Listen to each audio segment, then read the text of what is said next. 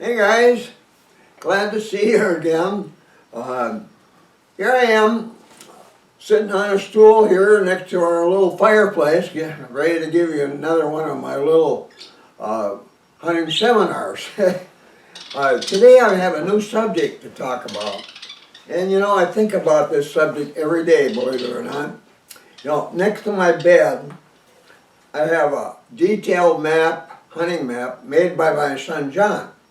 It's a aerial photograph, something like that, and all over it are little red lines. This one's got blue lines. And those blue lines on here are miles and miles of trails us Nordbergs have used for deer hunting. They've been marked with fluorescent tacks, they've been cleaned at times, they've been much used, some of them for years and years, and then abandoned, and because we keep hunting different areas throughout this region here that we hunt.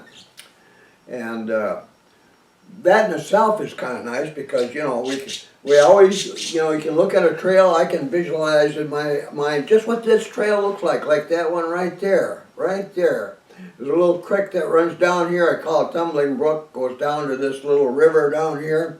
And it's, on this side, on both sides, there's a lot of elders, but over here is a big spruce bog. They're big, tall trees, 70, 80 feet tall. And over on this side, there's all kinds of elders along the stream, and not much as far as timber was concerned because that was logged a few years ago. But I can visualize in my mind. Right there is a great big boulder I used to call Bunyan's Marble, big round boulder. And that trail that goes past that is known as the Bunyan's Marble Trail. So a map like this is kind of interesting. The reason that map is next to my bed is because I'm always looking for new spots to hunt in our area. And the reason I do that is because we've learned over the years that the very best stand sites for taking big bucks, the dominant breeding kind of bucks, in our area, that means they probably weigh about around 300 pounds. Those are the kind of that's the kind of bucks we get at new stand sites never used before. 100 yards or more from any previously used stand site. And when I look at the map, I said, well, gee, I've never hunted here before. And then I'm thinking, well, in a way that's kind of limited there because the only time I can hunt that area, approach it and hunt it because of the big bog across that little stream over here is wide open.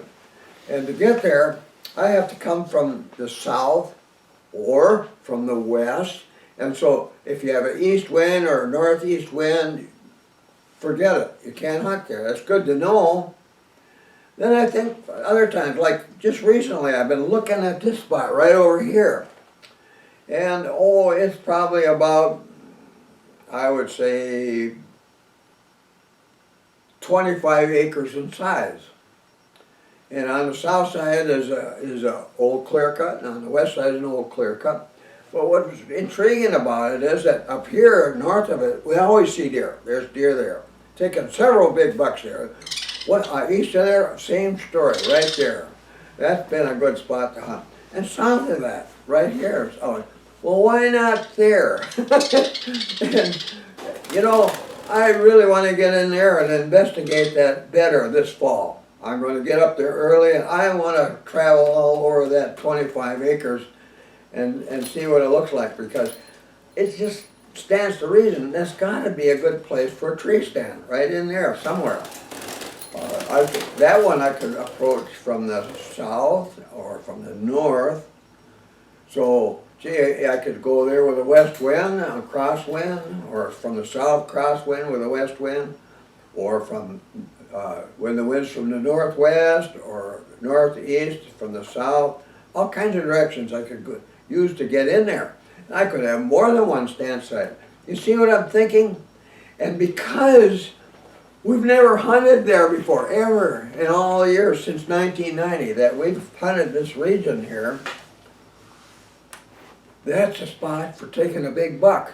If I find some signs made by big bucks in there, like 2 3/4 to 4 inch tracks and droppings 3/4 to an inch long, or maybe a little bit longer, shiny ones, fresh tracks, shiny droppings of that size. If there's a buck hanging around here, that just might be where he wants to be. There's a little grassy nowhere right in the middle. That might be a bedding spot. Might go in there and find some 56-inch beds. Wouldn't that be exciting? Well, see what a map can do for you? And then that's just one spot. There's lots of places that, when I stare at this map, you know, I'm looking this year, I'll be 84, going on 85 when I go to deer camp this year. I'm thinking, well, I can't go way up here like I used to do, and like my sons and grandsons go 2 miles to get around over here so they can hunt this spot right here. I can't do that anymore. No, I gotta hunt within 1/4 mile, maybe half mile at the most, of camp.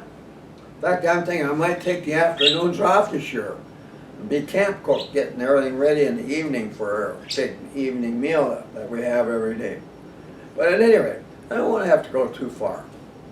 Yet, I want to be where I have a chance to take a big buck.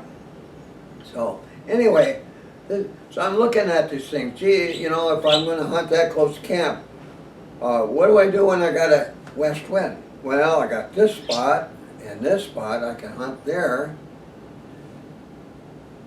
This would be bad for anything on the east side of our camp, or that way. That won't work.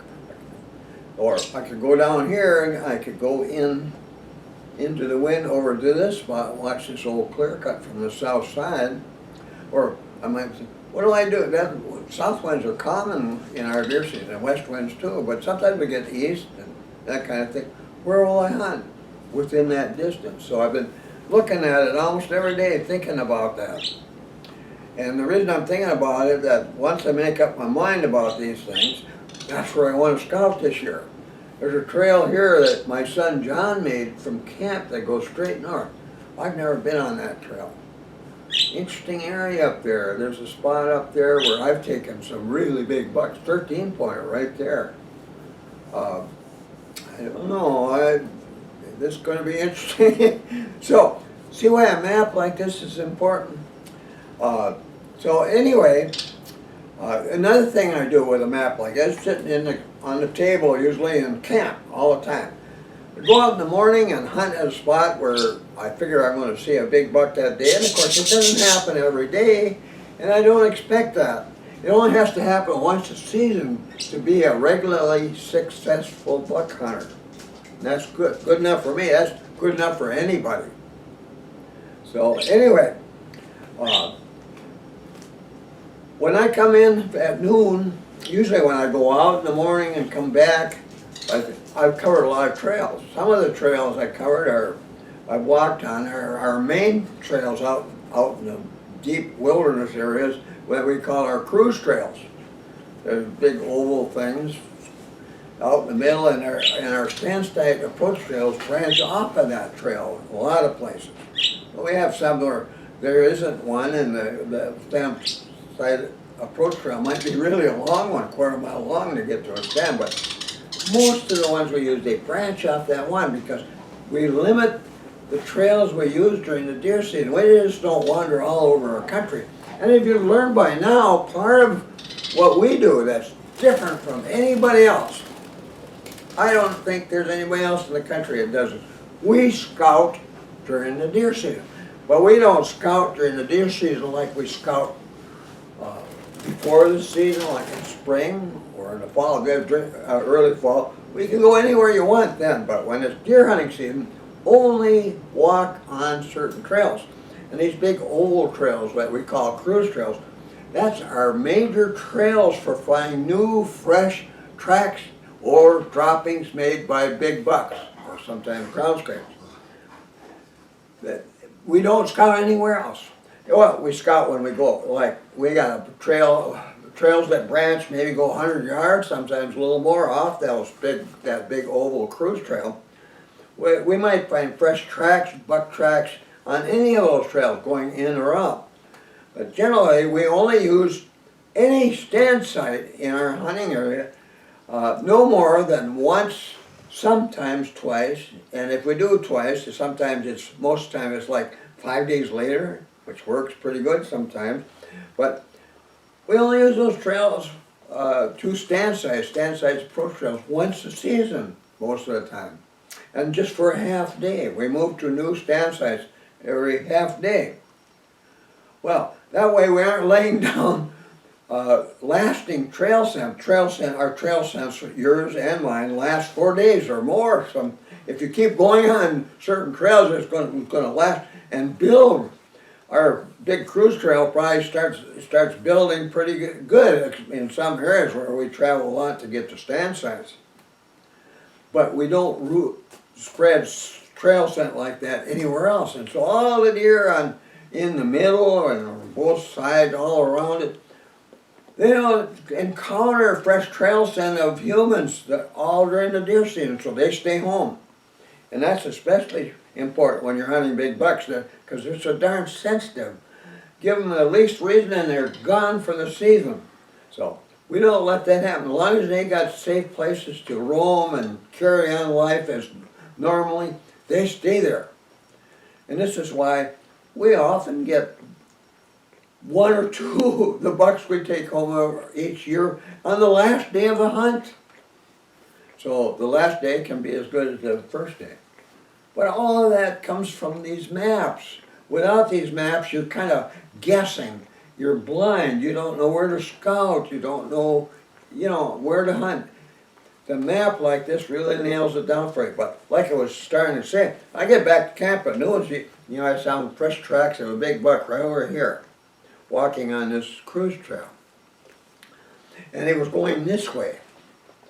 And it must have been made in the early morning, because right over there was a feeding area, and that had to be where it was going. Maybe there was a doe and estrus over there, and it was going over to investigate that doe, but that's where he went this morning. So I'm looking at that map and checking the wind, and let's say it's from the northeast today. Well, that's great, because I can use that cruise trail. I can get pretty close to that feeding area over there, and I know there's some deer trails right over here that go up there.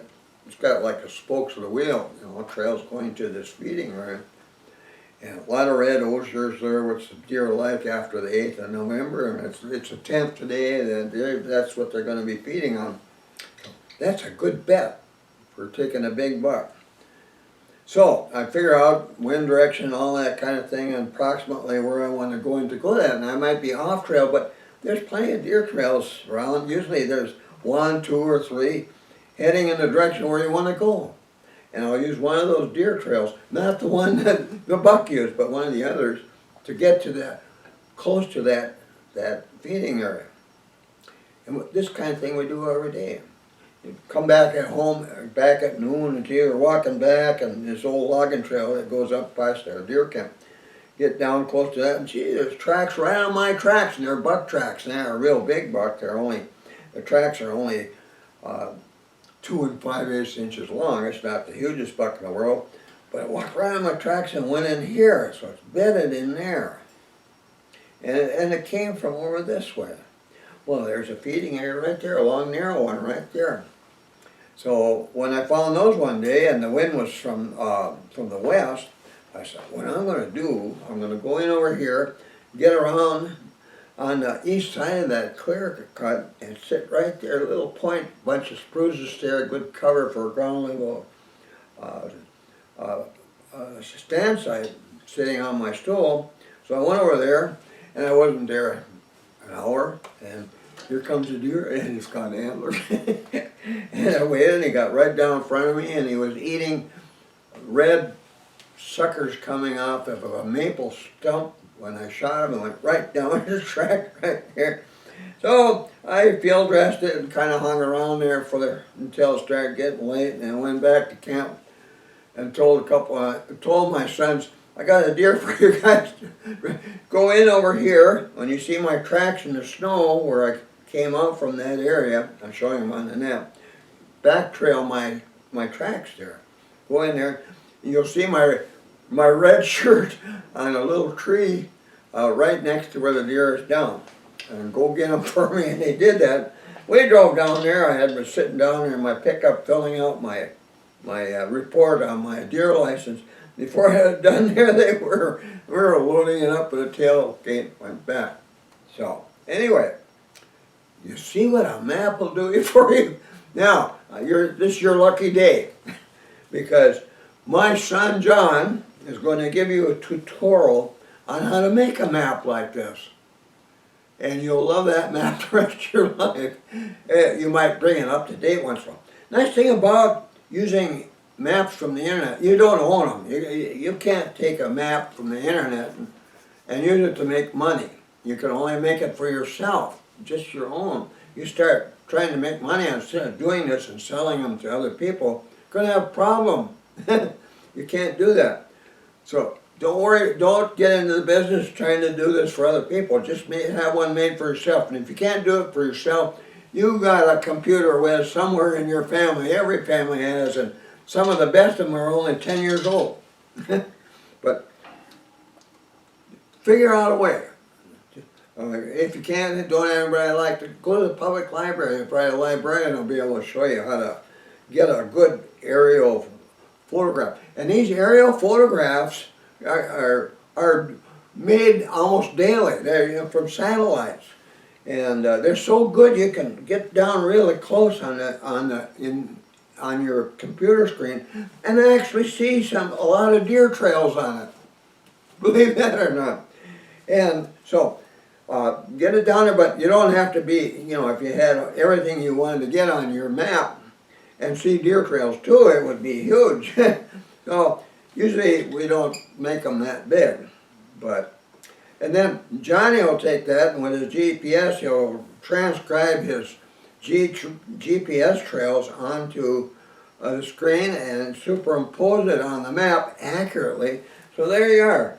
There's your trails. He's got little blue dots wherever you got a stance like that's all on there. And boy, you just can't have a better map than that. So he's going to show you how to do it. So with that, I'll leave you right here and he'll take over in just a few seconds. Hello, my name is John Nordberg. This is a quick tutorial on how to make yourself a custom hunting map. One way is to use Google Maps features. Google Map is great. First, go to Google Maps. Next, look for the satellite button. For me, it's in the lower left corner here. I just click on that. Now my map is centered over Minnesota. I'm going to zoom in to roughly our hunting area. Now you can put your pointer on the map and drag it around to change the position of how it's centered on the screen. You'll also see controls for zooming in and out, and a scale feature to give you a feel for the scale. In this case, those controls are in the lower right corner. So all you have to do is scroll to locate the position of your deer hunting area. Then use your computer's screen capture feature and capture your hunting area in such a way that you have one screen capture that covers the whole area. Then crop it the way you'd like to have it eventually printed out. Let me point out, this is not our hunting area. This is probably within 30 to 45 miles from where we hunt. So this is northern Minnesota, but it's not our area. Now in this example, I haven't zoomed in as far as I can. I could potentially zoom in further.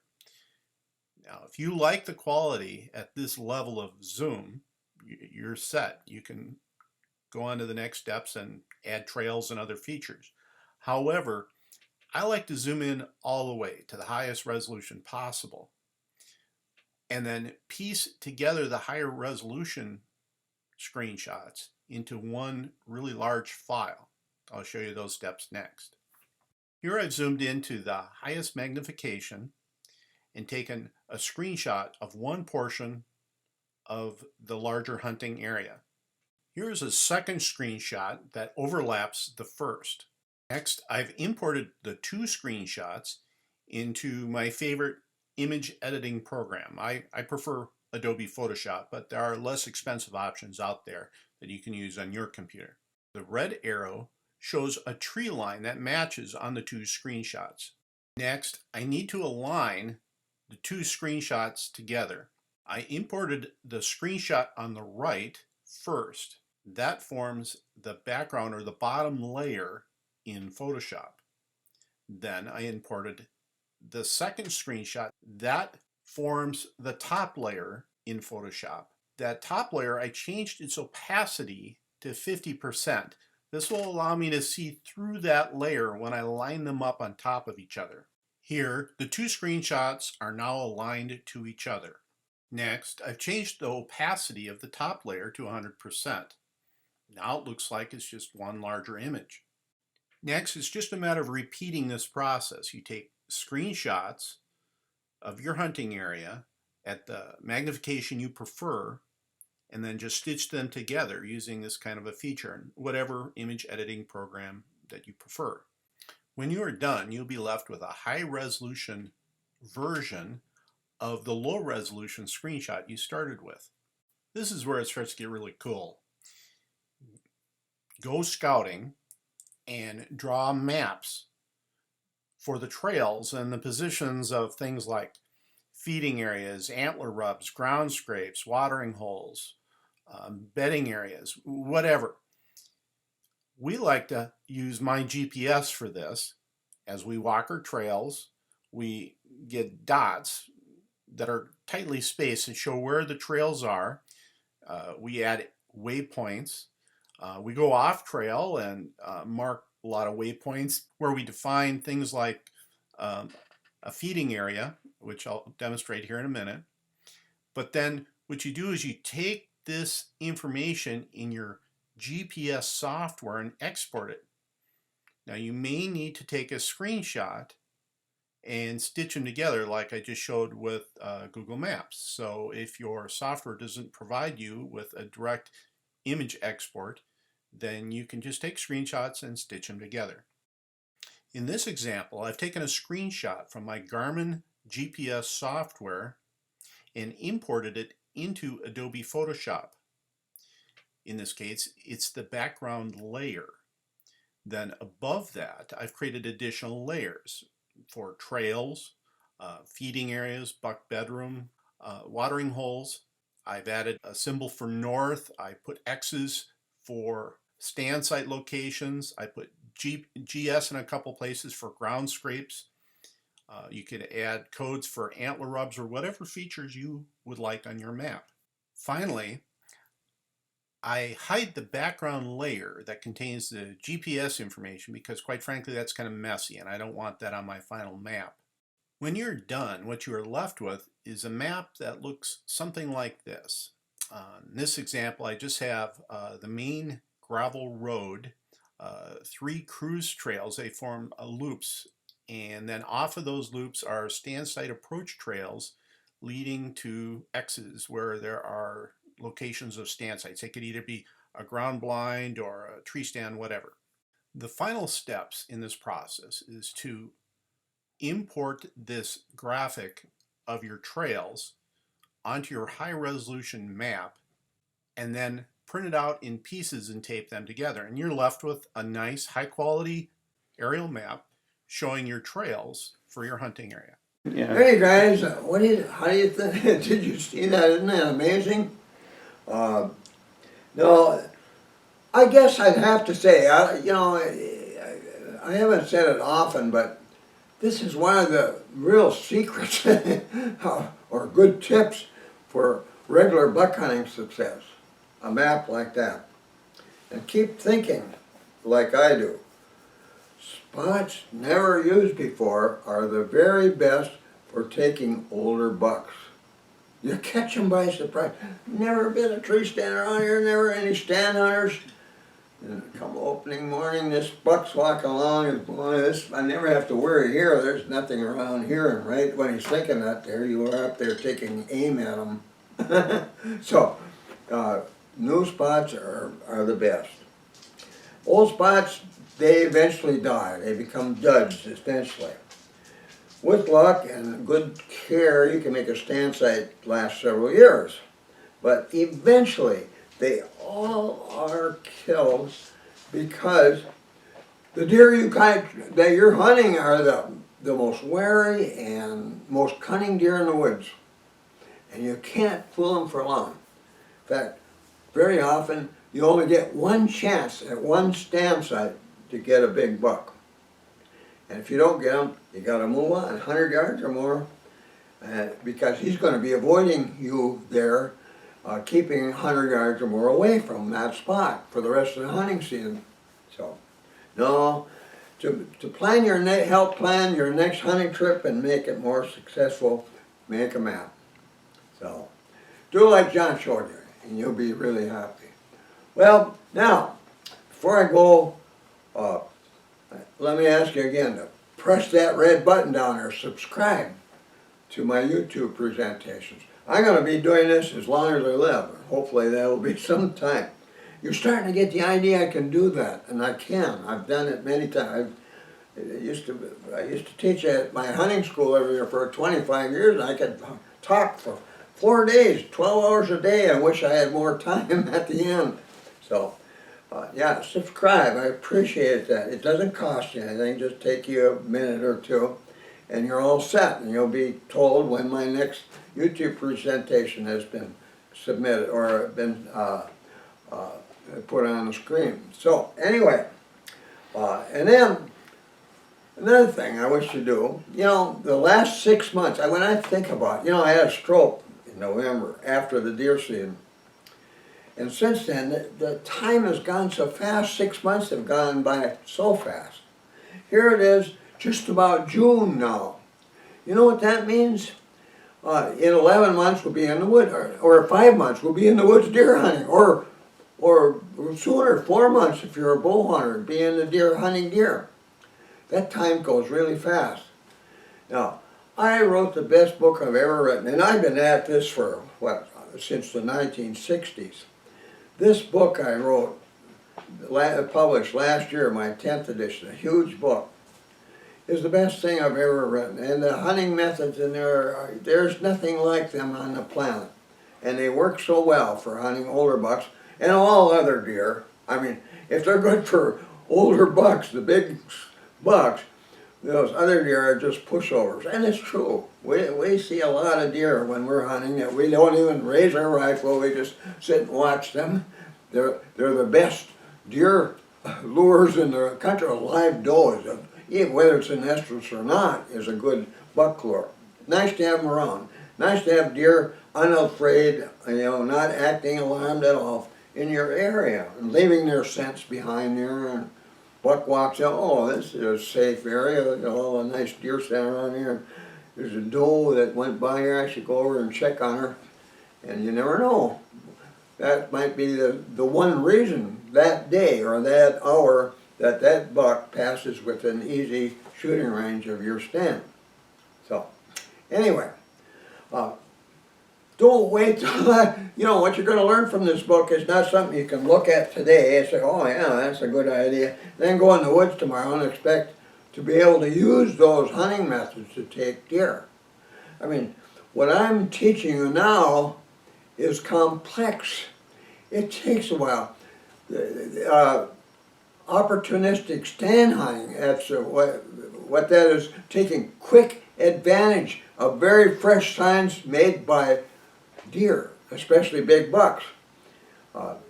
Hunting where they are right now today, and they're moving around a lot between mid-October until the 1st January. Those big bucks are on the go all the time, especially during feeding hours.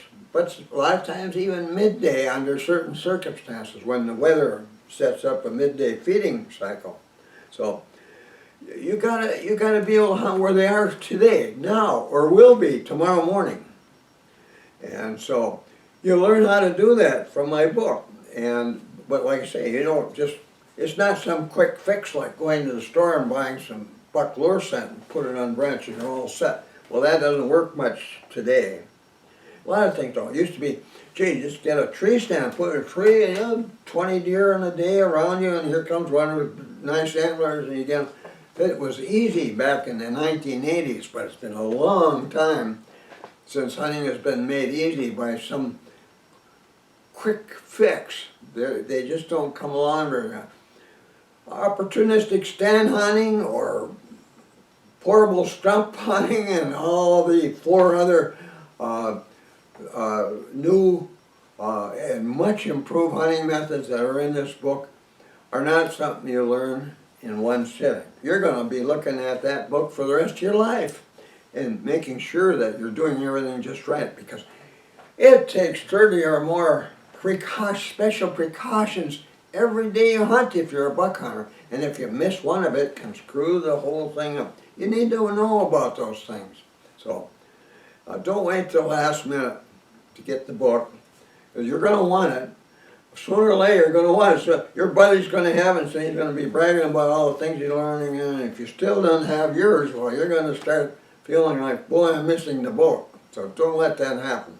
So it's, you know, I want you to learn. That's more important to me almost than making money on the book. And when you buy the book, you're going to get a free copy of one of my previously published books, one of my Whitetail Hunters Almanacs, and like number 4, which is the best book of its kind on the planet for giving you all the information you need to know about deer signs. 101 different kinds of deer signs. So, things like books like that, they're going to be just so valuable to you. Well, I'll quit selling now. I'm here to teach. So, with that, thanks for watching, and we'll see you again soon. Be sure to visit my website. Here's the link. Here you'll find links to my blog posts, my Twitter account, my YouTube account, my Amazon store with links to my ebooks, my son's eBay store, a money saver if you're ordering from Canada or other countries.